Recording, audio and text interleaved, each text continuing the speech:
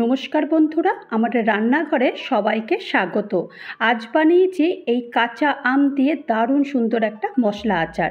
এই মশলা আচার তো আমাদের সবারই ভালো লাগে, আর এই আচারটা বানিয়ে আমরা 1 বছর ধরে সংরক্ষণ করে রেখে দিতে পারি, আর একদমই খারাপ হবে না। যদি আমার এই টিপসগুলো ফলো করো তাহলে দারুণ সুন্দর একটা আচার তৈরি হবে।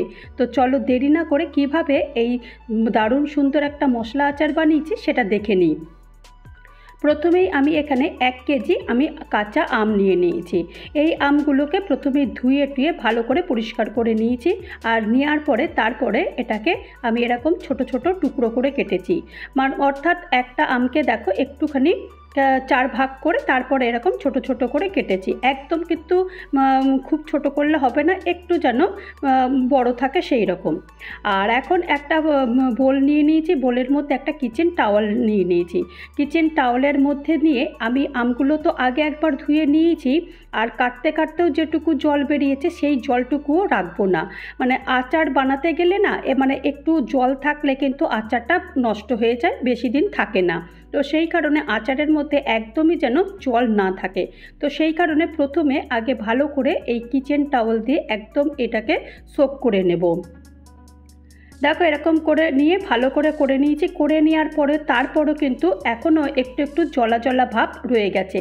তো সেই কারণে এইগুলোকে এই একটা একটা করে ভালো করে এটাকে মুছে নেব, যাতে করে একটুও জল না থাকে। ওই আগেই বললাম, জল থাকলে কিন্তু এই তেল আচারটা একদমই ভালো হবে না, কারণ এই আচারটা তো কোনো জল টল লাগবে না। এই আচারটা আর রোদেও দেবো না আমরা। তো সেই কারণে এইভাবে একটুখানি কেয়ারফুলি আচারগুলো বানাতে হবে। আর এখন এগুলো সব করে নেওয়ার পর তারপরে স্বাদ মতো একটু নুন দিয়ে দিয়েছি, আর 1 চামচ আমি হলুদ দিয়ে দিয়েছি। হলুদ দেওয়ার পরে তারপরে এই যে এরকমভাবে এটাকে মিক্সড করে নিতে হবে। একদমই হাত টাত লাগালেও চলবে না, একদম এই রকমভাবেই এটাকে মিক্সড করে রেখে দিতে হবে। মিক্সড করার পর তারপরে একটা আমি এরকম ডিশ নিয়েছি। ডিশ নিয়ে নেওয়ার পর তারপরে এগুলো এখন এই ডিশের মধ্যে এগুলোকে ছড়িয়ে দেবো। ছড়িয়ে দেওয়ার পর তারপর এটাকে রোদে রাখবো। রোদে মোটামুটি 2 থেকে 3 ঘন্টা রাখলে খুবই ভালো হয়, কারণ একদম কিন্তু পুরোপুরি শুকোতে হবে না, আবার একটু একটু করে কাঁচাও থাকবে। এই রকম অবস্থায় এগুলোকে নিয়ে আসতে হবে। তো এখন এটাকে দেখো আমি আমার ব্যালকনির একটু রোদ ছিল, সেই রোদের মধ্যে এটাকে আমি রেখে দিয়েছি।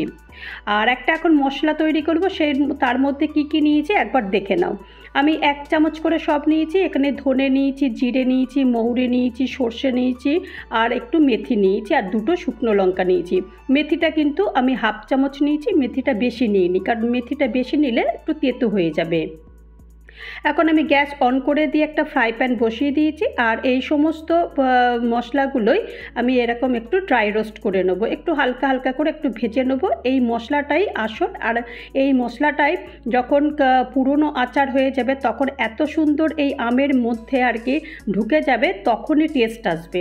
যত আচার পুরনো হবে তত আচারের টেস্ট বাড়ে।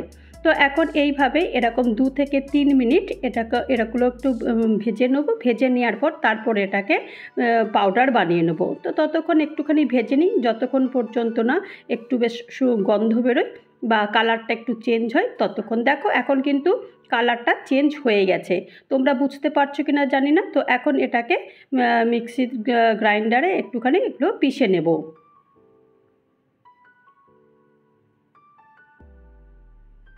তো এগুলো তো পিষে নেবো। পিষে নিয়ে এখন মশলাটা এখন সাইডে রেখে দেবো। আর দেখো আমার কিন্তু 2-3 ঘন্টার মধ্যে বেশ ভালো কিন্তু একদম আমগুলো শুকিয়ে গেছে, একদম শুকিয়ে গেছে। আমি আগেই বলেছিলাম যে একদম কিন্তু শুকনো শুকনো করবো না। গ্যাসে কড়াই বসিয়ে দিয়েছি, আর বেশ খানিকটা তেল দিয়েছি, আর এখানে সর্ষের তেল দিয়েছি। আর সর্ষের তেলটা একটু বেশি করেই দিতে হবে। 1 চামচ আমি 5 ফোড়ন দিয়েছি, 1 চামচ জোয়ান দিয়েছি, 1 চামচ আমি লাল লঙ্কার গুঁড়ো দিয়েছি, আর 1 চামচ আমি কাশ্মীরি লাল লঙ্কার গুঁড়ো দিয়েছি, আর স্বাদ মতো নুন দিয়ে দিয়েছি। নুনটা একটু বেশি দিলেও কোনো ক্ষতি নেই। আর পরিমাণ মতো আমি একটুখানি হলুদ দিয়েছি, অর্থাৎ 1/2 চামচ মতো হলুদ দিয়েছি। মশলাটা এখন তেলের সঙ্গে ভালো করে একটু ভেজে নেব। আর এই যে আমগুলো শুকিয়ে রেখেছিলাম সেই আমগুলো এখন দিয়ে দেবো। মশলাটা তো খানিকটা ভাজা হয়ে গেছে, আমগুলো দিয়ে দিয়েছি। আমগুলো দিয়ে এরকম করে ভালো করে এবার মেশাবো মশলার সঙ্গে, যাতে করে আমগুলো বেশ ভালো একদম মিশে যায়।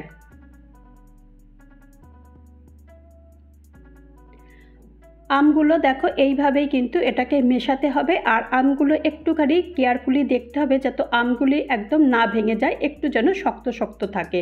এই রকম অবস্থায় কিন্তু এরকম একটু কেয়ারফুলি দেখে নিতে হবে। তো এইভাবেই আমগুলোকে এরকমভাবে বারবার করে নাড়বো। আর দেখো ঢাকনা কিন্তু একবারও দেবো না, এটা একদম কেয়ারফুলি দেখতে হবে, ঢাকনা না দিয়ে এই আচারটা তৈরি করতে হবে। তো সেই কারণে এটাকে বারবার করে এটাকে 2 থেকে 3 মিনিট বাদ এরকম করে নেড়ে নিতে হবে। তো নাড়তে নাড়তেই দেখবে আমগুলো একদম সেদ্ধ হয়ে যাবে আর কালারটাও একদম চেঞ্জ হয়ে যাবে, মশলার মধ্যে পুরোটাই একদম আমগুলো একদম ঢুকে যাবে। দেখো আস্তে আস্তে কিন্তু আমের সাইজগুলো কিন্তু অনেকটাই কম হয়ে গেছে, ছোট হয়ে গেছে। তো সেই এইরকম আস্তে আস্তেই দেখো অনেকটাই কিন্তু তেলটাও বেরিয়ে গেছে আর আম তো সেদ্ধই হয়ে গেছে এখন। তো এর থেকে বেশি আর আম সেদ্ধ করব না, তাহলে কিন্তু একদম আমগুলো গলে যাবে।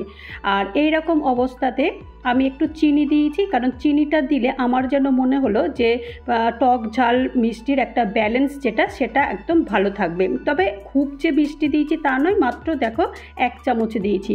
আর যারা মিষ্টি একদমই দেবে না ভাবছো যে শুধুমাত্র টক রাখবে, তারা চিনিটা না দিলেও চলবে, তাদের চিনিটা দেওয়ার দরকার নেই, চিনিটা পুরোটাই অপশনাল। আর এখন যে মশলাটা আমি গুঁড়ো করে রেখে দিয়েছিলাম সেই মশলাটা আমি পুরোটাই দিয়ে দিয়েছি, কারণ মশলাটা এখানে বেশি হলে খুব একটা খারাপ লাগে না, মশলা বরঞ্চ বেশি হলে আরও টেস্ট লাগে। এই মশলার মধ্যেই এই আমগুলো যতক্ষণ থাকবে, ডুবে থাকবে, তত কিন্তু আচারের টেস্ট হবে। তো এই রকমভাবে ভালো করে মশলাগুলো ভালো করে এটাকে মিশিয়ে দিতে হবে। এই রকমভাবে তোমরা কিন্তু মাঝে সাঝে এরকম আমের আচার বানিয়ে রেখে দিতে পারো, আর এটা কিন্তু অনেক দিন পর্যন্ত এটাকে স্টোর করে রেখে দেওয়া যেতে পারে। আর এই আচারটা বানালে কিন্তু একদম খারাপও হয় না, ভীষণই সুন্দর খেতে হয়।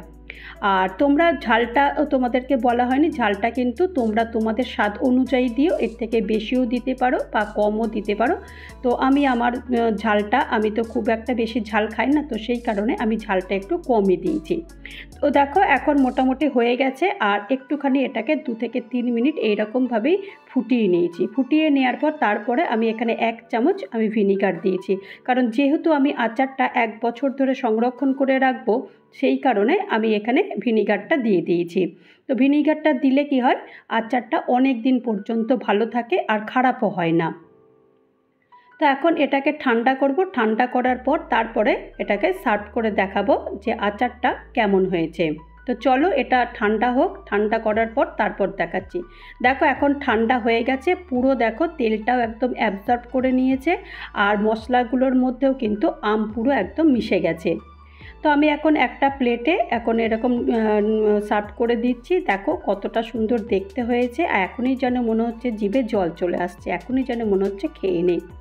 তো এরকমভাবে আমি তো একটা বয়মের মধ্যে রেখে দিচ্ছি, তোমরাও পারলে এরকম কাচের বয়মের মধ্যেই রাখবে, কারণ কাচের বয়মের মধ্যে আচার সব সময় ভালো থাকে। আর এইরকমভাবে আচার ভালো করে রেখে দিলে কিন্তু 1 বছর কেন 1.5 বছর 2 বছরও আচার ভালো থাকে। তো দেখো এইভাবেই তোমরা আচার তৈরি করতে পারো। আর আমার টিপসগুলো দেখলে, টিপসগুলো যদি তোমাদের পছন্দ হয়, এইভাবে তোমরা আচার বানিয়ে তোমাদের ঘরে সংরক্ষণ করে রেখে দিতে পারো। তো তৈরি হয়ে গেল আমার কাঁচা আমের মশলাদার আচার। এই কাঁচা আমের মশলাদার আচারের রেসিপি যদি তোমাদের কারোর ভালো লাগে তাহলে অবশ্যই একটা লাইক করো, কমেন্ট করো, পারলে আমার চ্যানেলটা সাবস্ক্রাইব করে আমার পাশে থেকো। আর যারা নতুন বন্ধু হয়ে আমার চ্যানেলে ভিজিট করেছো তাদেরকে অজস্র ধন্যবাদ। আর যারা এখনও পর্যন্ত আমার চ্যানেলটা সাবস্ক্রাইব করোনি তাদেরকে অনুরোধ করব চ্যানেলটা সাবস্ক্রাইব করতে। আবারও নতুন কোনো একটা ভিডিও নিয়ে চলে আসবো। ভালো থেকো, সুস্থ থেকো, নমস্কার।